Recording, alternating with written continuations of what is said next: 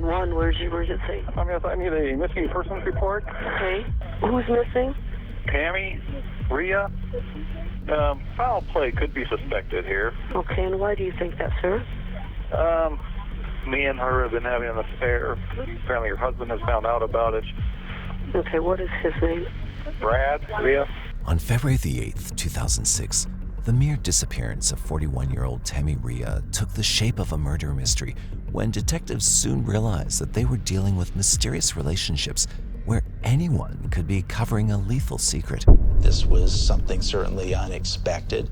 It was a cold, calculated, planned killing with a plan in place to frame for the murder. The pieces of evidence that showed up only added more riddles for the detectives to solve and left them with multiple suspects.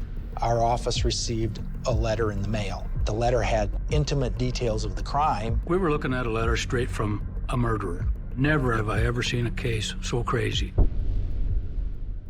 It had just been a few months since Brad and Tami Reay and their 11-year-old daughter Hayle had moved to Pierre City, South Dakota for Brad's new job as a manager. But a haunting nightmare shadowed the family before they could settle at ease. In the early morning of February the 8th, 2007, daughter Hayle searched for her mother in the house as she woke up, but Tami was nowhere to be found, even though her cell phone and purse were present in the home. Hayle went to school under the impression that her mother would return soon, but a cruel reality was soon to wreak havoc on everybody close to Tami. Around 10:30 a.m. on the same morning, the Pierre Police Department received this call from a Kmart store. Your name, please? I'm Brian Clark. Who's missing? Tami Reay. Spell the last name? Reay. Foul play could be suspected here. Okay, and why do you think that, sir? Hopefully this is discreet, but me and her have been having an affair. Apparently her husband has found out about it. Okay, what is his name? Brad. Reay. Reay. Would you like to come out to the police station and file that report? Tami was reported missing by Brian Clark, the assistant manager at the Kmart store where she worked. Brian wasn't just a concerned coworker. In fact, he and Tami were secretly involved in a romantic relationship. When Brad and Tami shifted to Pierre City from Billings, Montana in August 2004, Brad gave blood and sweat to his aspiring job as the manager in a Walmart store. But as his workaholic lifestyle kept getting serious, it came with a heavy price. Facing the challenges of leaving their once peaceful lives and moving to a sparsely populated city, Hayle was left without a father and Tami was left without a husband. While fighting the bouts of loneliness, Tami soon got herself a job in the shoe department of the local Kmart store, where she met Brian. Tami slowly started finding a companion in Brian, who was married himself, but got involved with Tami. Soon, their friendship turned into a deep love interest as one thing led to another. Brian confessed to detectives that he and Tami had been intimately involved for months, a revelation that added a new layer of complexity to her disappearance. Now, this wasn't just a case of a missing person. It was the beginning of a tangled web of secrets, betrayal, and hidden desires that would soon be brought to light. The fact that Brian called 911 a mere half an hour after Tami's reporting time in the store drew strong suspicion of him early on. As per the concerns of Brian, Tami had confessed her extramarital affair to her husband Brad. Officers acted upon the information and met Brad in the Walmart store. They found Brad working that morning to question him about where Tami might be.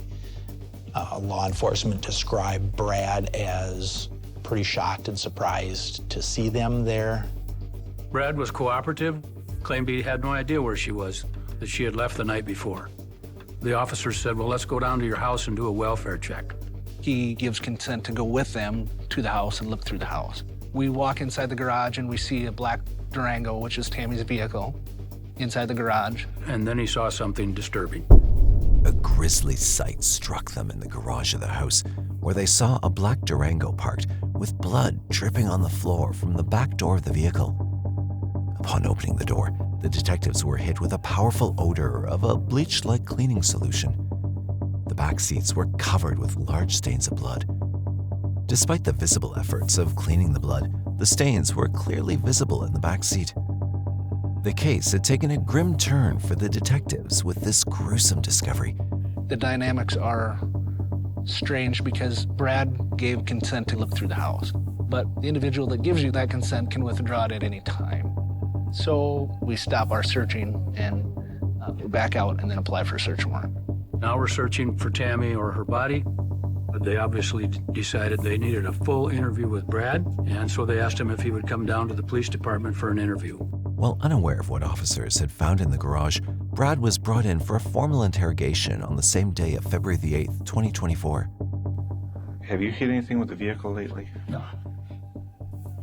Have you ran over an animal with it? No. Did you guys find something? Yeah. We found blood running off the running board, dripping onto the concrete. And we're checking to see how they got there. Brad was surprised to know about the findings of blood in his garage, but he didn't seem to know how it got there. Let's assume that it is your wife's blood. How would that have got there? And how do you explain the very strong odor of the cleaning product? Brad told the officers that he'd gone home the previous night at around 10:30 a.m. to find that Tami wasn't home. Then, in the dead of the night, he saw Tami come home around 1 a.m. with a companion. Tami parked her Durango at home and went with her companion in the vehicle. Seeing that, Brad said he followed them in Tami's car, but midway through the drive, the car had a malfunction and he had to park it by the roadside. At that point, Brad said a highway patrolman approached him and they had a conversation. After that, he returned home as Tami had already gone ahead a considerable distance and he was unable to follow her. So why did you take the Durango next truck? The Durango's a lot faster. I mean, it's more maneuverable. So you're planning on going on a high-speed pursuit here? Fine. It's hard for me to believe that somehow blood miraculously got inside the vehicle that you were last driving. So where did we have the argument? Well, that's one of my unanswered questions, isn't it? I'm guessing inside your house. So there'd be blood everywhere. There might be. In an interesting turn of events, as Brad told the detectives, Tami had decided to end her marriage with Brad after she started dating someone from work. Tami had confronted Brad with her extramarital affair and had asked for divorce after Haley's current school year ended. The officers asked Brad about the person Tami was having an affair with, but he claimed he didn't know anything about her lover. What I'm being told is your wife had a boyfriend, you found out about it. She told me about it. She told you about it. Tell me about that. What'd she have to say? That never crossed your mind? That's the first thing I'd be It asking. crossed my mind, but Why didn't you ask her?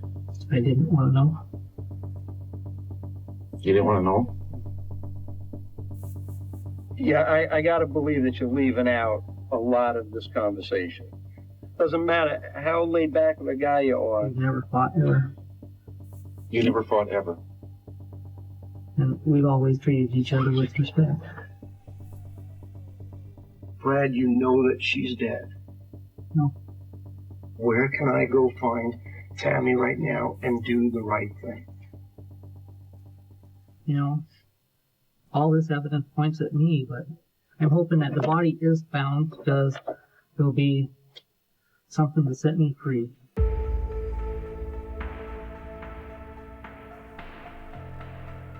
Brad's claims remained shady throughout the interrogation. Although Brad didn't strike as a guy who could murder his wife, detectives still thought he had a rather strong motive to do so after Tami had ditched him the way she did. Brad, we're going to arrest you right now for first-degree murder. Despite not getting the truth, officers arrested Brad after the interrogation as they were concerned that if released, he might destroy evidence if he was actually involved in the crime. But it was still a long road ahead for the detectives to uncover this mystery. It was almost certain by that time that Tami was most probably dead, but the absence of her body kept entangling the investigation. In the meantime, while waiting for the search warrant, officers contacted Tami's family and friends, but no one had heard from her. While Brad stayed in custody and Tami was still missing, detectives met their daughter Hayle in her school, who had no idea yet about the disappearance of her mother. Okay, tell me when you figured out your mom and dad were maybe having problems or... Yeah, they told me they were getting a divorce. Okay. Did they tell you why at all? Because my mom doesn't love my dad anymore, and my dad's never home from work. Did your mom and dad argue very much? No. No? Did they ever get physical with each other at all or hit each other at all? No. Any idea where your mom might have went at all? No. Okay. Meanwhile, the search warrant for Brad's house had finally come through. When detectives thoroughly searched the house, they were left with two completely different scenarios, which terminated the possibility of connecting the dots just yet. Tami's Durango is a great point of interest. That gets processed. They seized that Durango immediately to take a sample of that blood and see if it matches Tami, to look for fingerprints in the blood, to look for a murder weapon that might be in there. Then we go inside the home. We figure if there's that much blood in the Durango, that there's got to be some type of evidence of murder inside the home. The detectives walked through the house. They couldn't believe it. There was no obvious signs in the home of a struggle, no blood trail. We're not finding any evidence. I wanted luminol tested on that bedroom. No blood. I had that mattress microscopically examined. It didn't have any blood on it. And so they were convinced it didn't happen in the house. Brad said he was stopped by the trooper about 1:30 or so in the morning. We come to find out that Brad had, in fact, been telling the truth and that he did come in contact with a highway patrol trooper and the interaction was caught on dash cam. What's your name? Brad Reay, R-E-A-Y? Do you have any ID with you at all? No, I must ran to the store real quick. The first obvious question is, do we really have the right guy? They quickly turned to have a formal talk with the second possible suspect, Brian Clark, who reported Tami's disappearance. Brian was a married man himself, and the fact that Tami was ready to divorce her husband for Brian made him a suspect, as he would also have plausible motives to silence Tami in order to save his marriage. Brian was brought in for the interrogation, where he told the detectives about his whereabouts. At the police station, Brian did show up with his attorney. This was something certainly unexpected. They questioned him very closely about his whereabouts the night she went missing. He indicated that he had been with Tami February 7, 2006. They had gone to a motel. He dropped Tami off at 5 o'clock and went home to his wife. The story Brian gave investigators obviously differed from Brad's version of the previous evening, where Tami had come home, been with somebody, presumably Brian, and then had left with him. And that was the last that he had seen her. Brian's account was completely different from what Brad had told the officers. To confirm Brian's side of the story, officers called Brian's wife to check his alibi. His wife didn't have any knowledge about Brian's extramarital affair.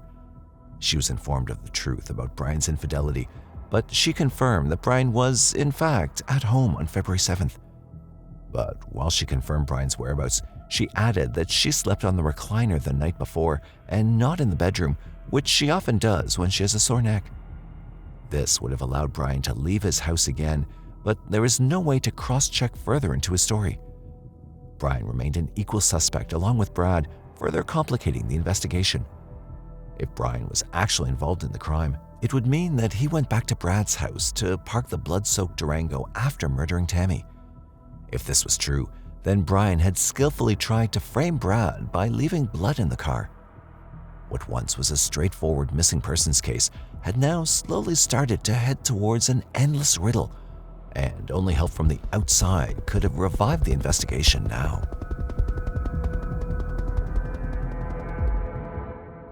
It had almost been 2 days since Tami was missing.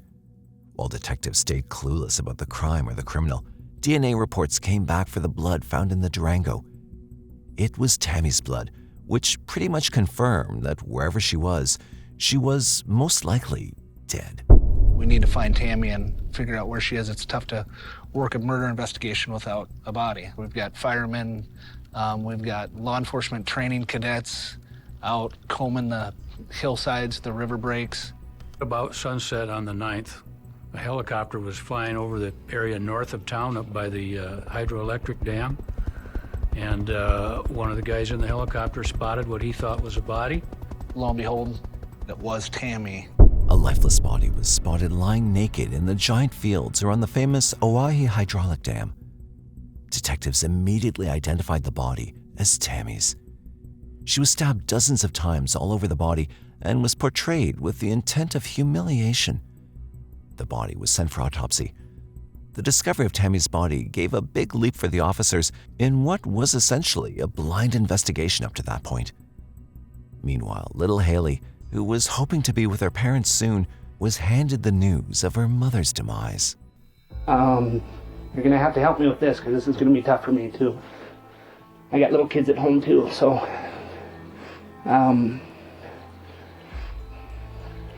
we believe that your mom's dead. There's no easy way that I could tell you that, sweetheart.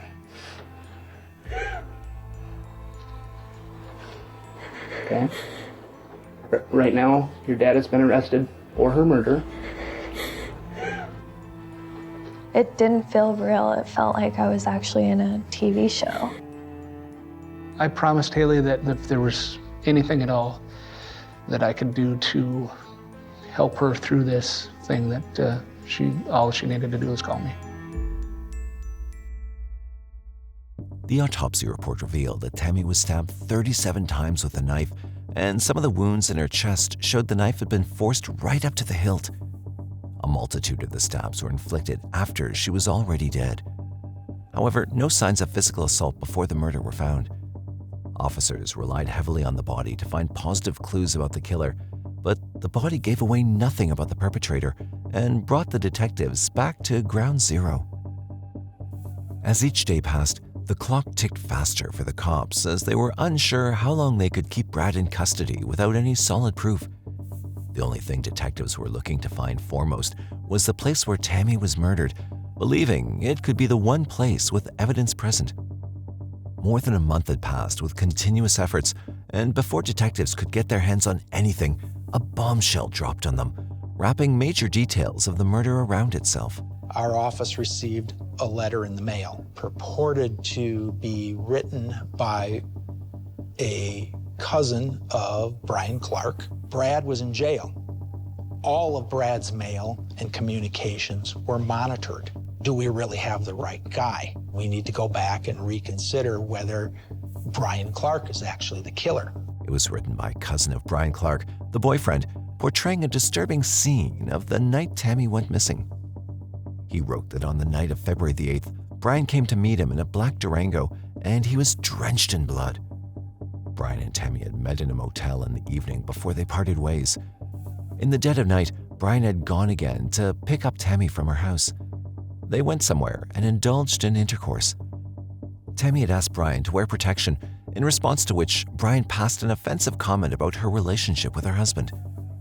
Soon, the conversation turned into a heated argument. Tami had cussed out Brian in anger, which made him lash out at her. Brian physically assaulted Tami after that and eventually turned violent on her. He started stabbing Tami continuously. When she tried to run, Brian stabbed her 5 times in the back.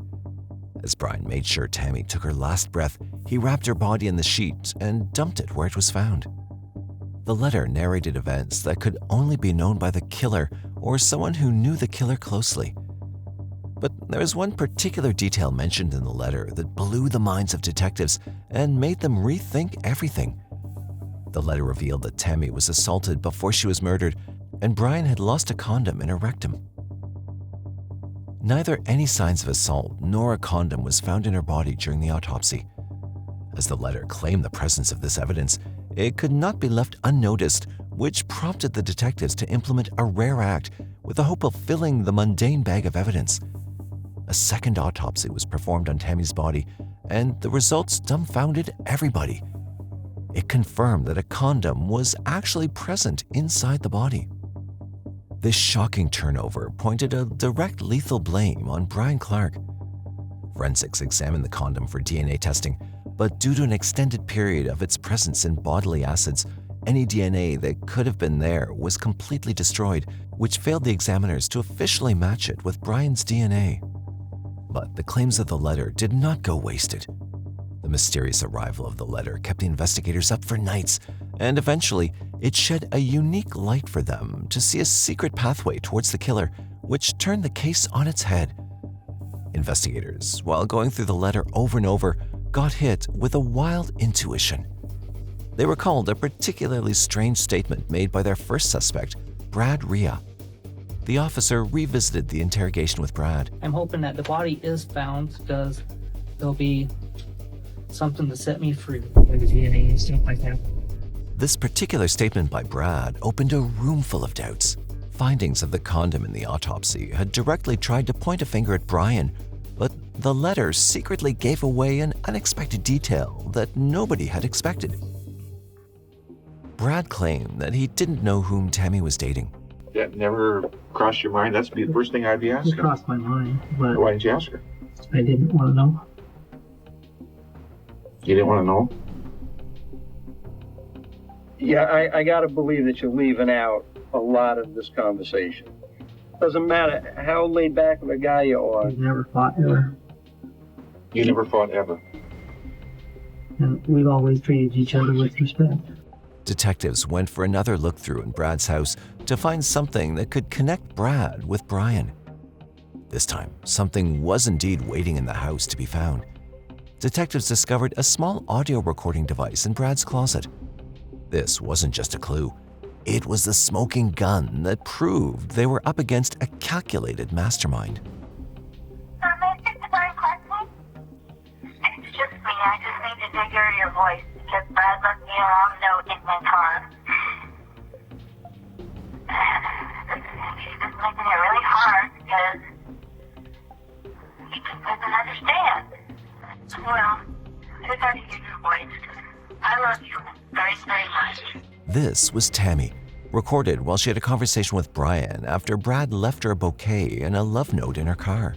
As the recorder was rewound to the start, a different voice entertained the detectives, starting to connect the dots. Might move around, but I don't know. We'll have to be careful. Brad might know what to do, so we need to be more careful. So you can't call me at home or do that, all right? In a strange surprise, this was Brad's voice, trying to record himself. It turned out that at some point, the recorder was secretly planted around Tami by Brad. Brad wanted to know who the boyfriend was, and so he came up with a scheme.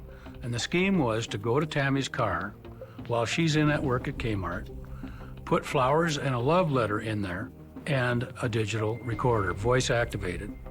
He hoped to catch Tami calling the boyfriend so that he could find out who is the boyfriend. Tami walked right into that trap. Because Brad left me a long note in my car. Well, I got to hear your voice. I love you very, very much. The recorder was pretty huge because we catch Brad in a lie at that point. Brad knew who the boyfriend was, even though he had told the detectives he didn't know. Detectives were convinced that a twisted plot was in motion, even with Brad locked up in prison. But the receiving of the letter was one big riddle keeping the detectives up at night. If Brad was in prison all this time, then the question arose, who could have sent it? Detectives were eventually prompted to look deeper into Brad's activities in prison itself. Detectives tapped his phone calls and looked into his meeting records in prison. Nothing concerning surfaced in the records, but one of Brad's regular visitors caught their attention. It turned out that Brad had a twin brother named Brett. Detectives noticed that Brad was having regular interactions with his twin brother for the past month. It didn't seem like just a sibling reunion. It was a pattern that hinted at something far more sinister. A day before the letter arrived, Brett had gone to meet Brad in prison. Brett did come to see Brad at the jail. The jail at the time didn't have video recording in the meeting rooms. They put a search warrant on Brett, and when they searched Brett's car, they got the shock of a lifetime. We found the template frame letter. Brett was able to tell us that Brad asked him to write down everything and directed that it be sent out. Brett eventually confessed that his brother had narrated the letter to him in prison, word by word, and had asked to send out 4 copies to the investigators. The letter was a well-thought-out master plan played by Brad, which fell short of its original target just by inches. The master plan was completely decoded to its core after interrogating Brett. In numerous communicative letters that Brad had sent to Brett while in prison, it turned out he'd also sent a hand-drawn map of a fishing site, which was itself a shady act for the person who was fighting for his life in prison. That map eventually led the detectives to an actual fishing site in Pierre City.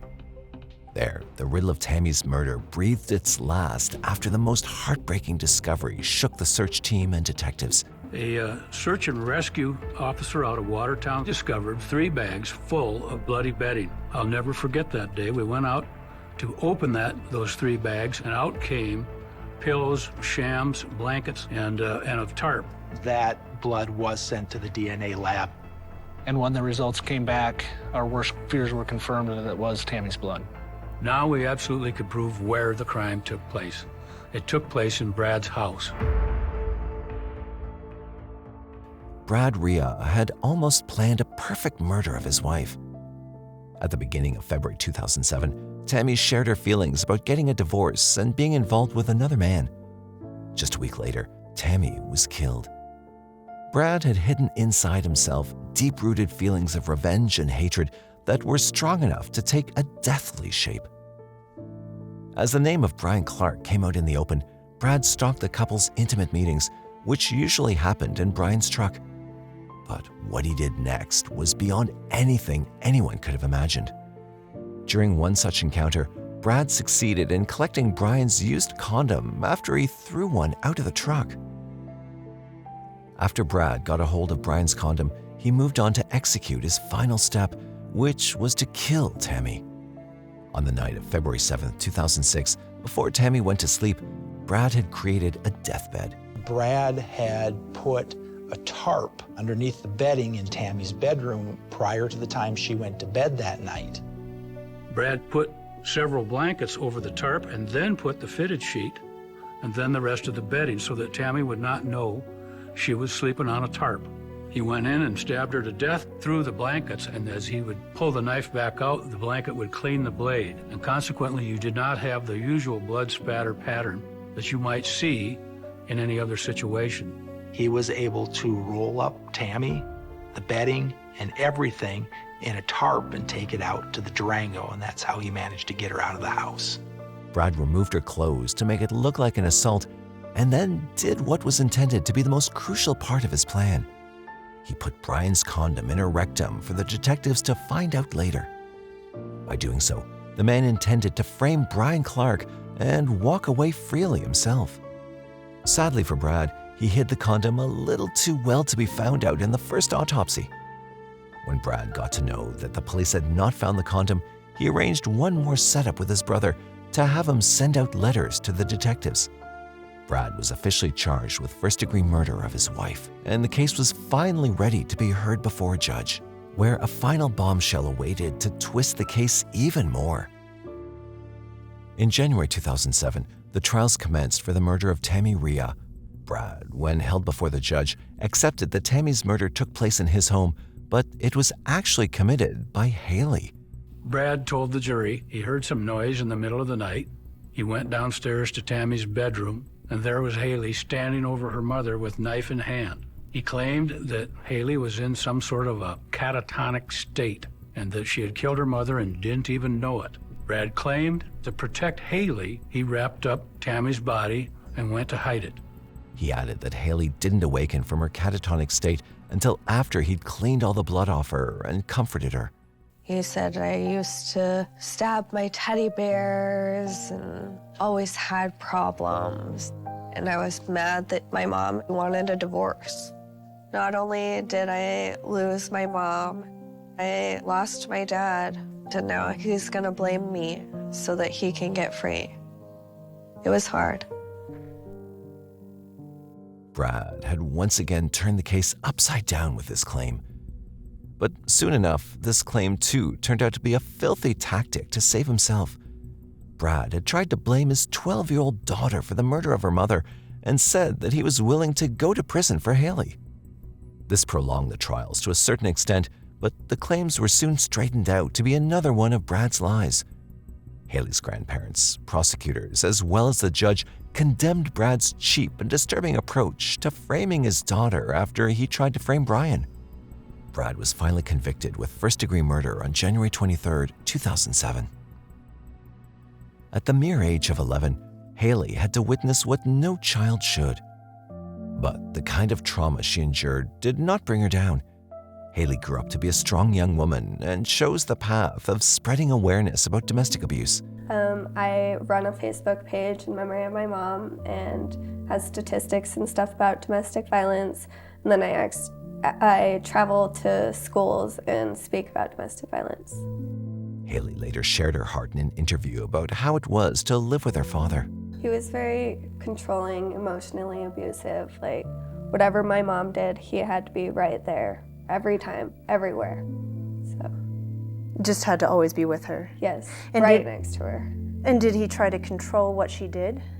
Well, he was always working, but when he did come home, he had to be right there. And if we did go somewhere, he would just show up. After being proven guilty, Brad still took his case to the Supreme Court.